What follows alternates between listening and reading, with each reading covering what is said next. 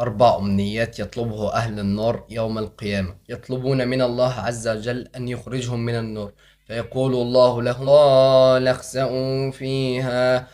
اخسئوا فيها ولا تكلمون. فيطلبون من مالك خازن النار أن يقتلهم لكي يستريحوا من عذاب النار، فيقول لهم مالك خازن النار: إنكم ماكثون، لقد جئناكم بالحق لقد جئناكم بالحق ولكن أكثركم للحق كارهون. ثم يطلبون من الملائكة أن يدعوا الله أن يخفف عنهم يوم واحد من العذاب، فيقول لهم الملائكة: قالوا ادعوا وما دعاء الكافرين إلا في ضلال. ثم يطلبون من أهل الجنة شربة واحدة من الماء، فيرد عليهم أهل الجنة ويقولون: إن الله حرمهما على الكافرين، اللهم أجرنا من النار.